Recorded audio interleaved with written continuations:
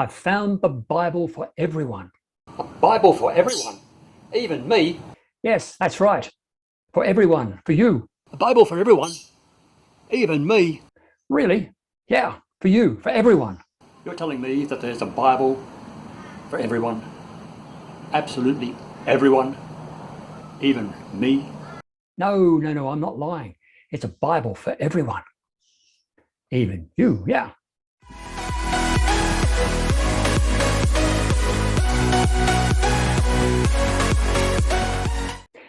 Hello, my name's Stephen, and this is Faith Ministries. I was wandering around the local Coorong bookshop the other day, and I was checking out the latest Bibles in the Bible section, and I came across a Bible for everyone. I thought, wow, here's a Bible for everyone, for you and for me, for people who live in Africa, for people who live in Russia, for people who live wherever. It's called the Bible for everyone.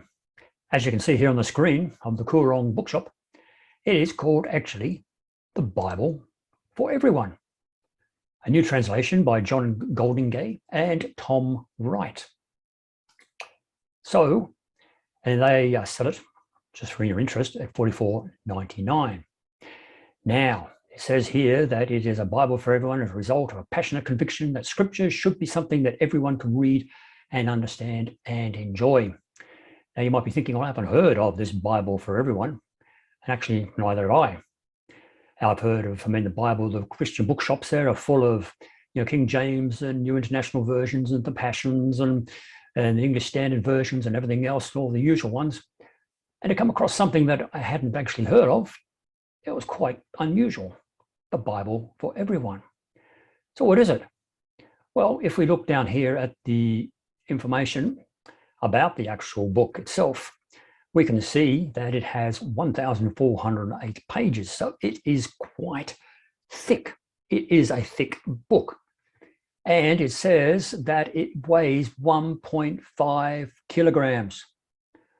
So it's not exactly a Bible that you want to take with you to church on Sunday. Otherwise, it's like lifting heavy weights. It's not like a small Bible that you can fit in your handbag or in your pocket. It is a big book.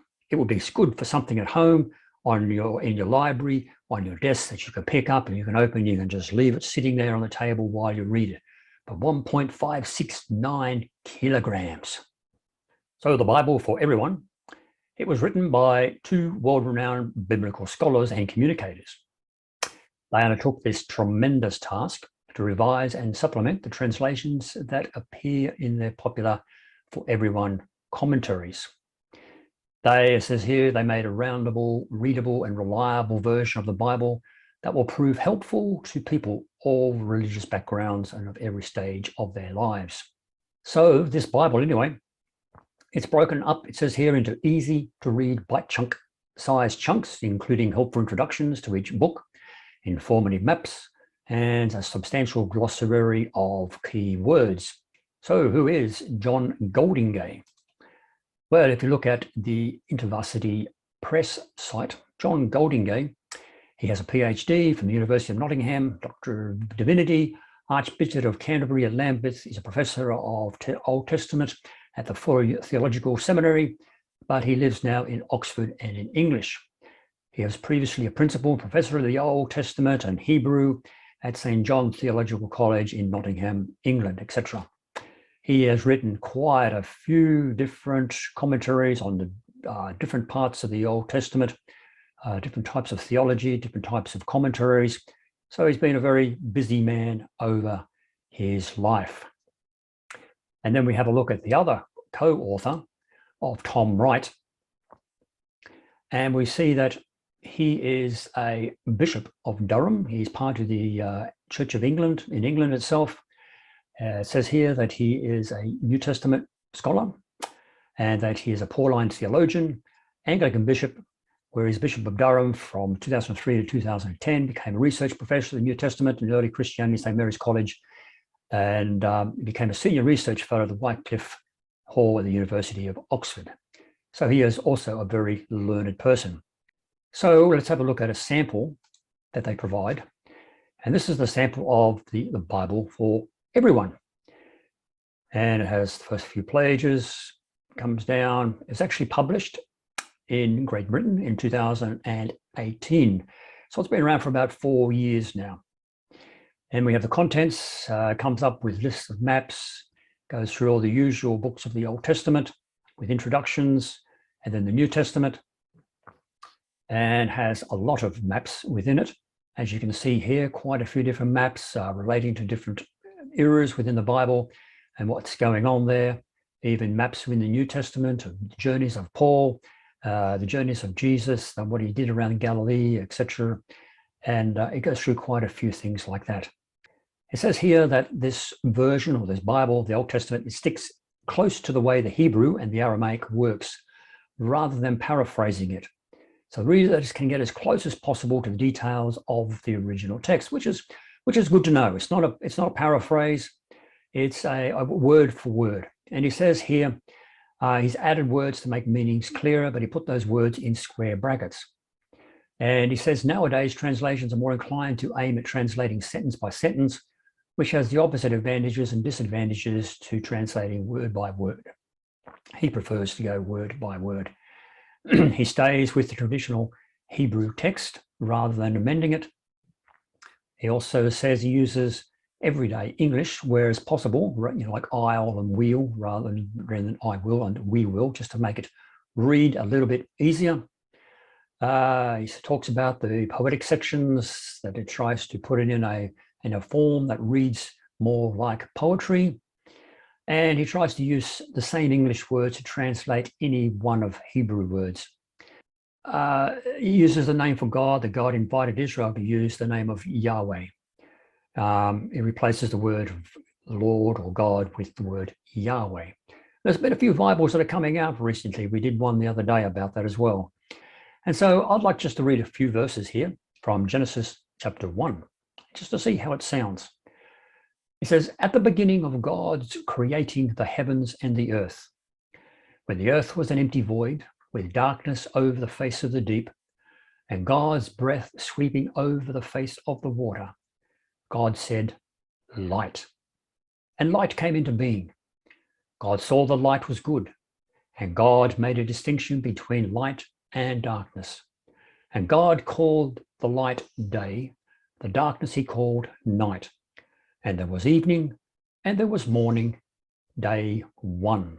If we slip down to chapter 4, we see how he changes some of the words that we call people, Cain and Abel and Adam and Eve, etc. He brings it back to the original Hebrew. Chapter 4 says, now the man slept with his woman, Hava, which was Eve. Hava, she got pregnant, and she gave birth to Cain. She said, I have acquired Cana, someone with Yahweh. And she went on to give birth to his brother Hebel, or Breath, as we know him as being Abel.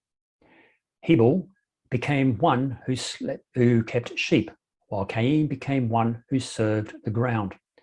After some time, Cain brought some of the fruit of the ground as an offering for Yahweh, while Hebel too brought some of the firstborn of his flock, some of the fat parts. Yahweh recognized Hebel and his offering, but Cain and his offering Yahweh did not recognize. It really enraged Cain, and he went into a huff. And Yahweh said to Cain, why does it enrage you? Why have you gone into a huff? If you do what's good, they'll be honoring one there. If you don't do what's good, wrongdoing is crouching at the entrance. Towards you will be its desire, but you're to rule over it. So you can see, just reading from those versions, that even in part of the commentary about the actual Bible itself, the authors say that it is not a Bible to be read out loud like in a church service or something, because it doesn't flow as easily and smoothly as, say, the New Living Translation or the New International one. But it is closer to the original Hebrew. Therefore, it is better to be read to yourself in your own room, as a part of your quiet time, that sort of thing, because it doesn't flow. It has a lot of the old Hebrew. It has the sentences are a bit disjointed at times, but it gives you a deeper understanding of what the actual Hebrew was saying. So that, in a nutshell, is the Bible for everyone. I don't think it would be a Bible for everyone. I don't think it would be something which would be, as I say, everybody's cup of tea. It is a lot of work put into it. It has a lot of detail. It has a lot of commentary in it. It is set out slightly different to our normal Bibles to be read. And in a way, it's not a Bible to be read just as like a novel or something like that, or something to be read out loud.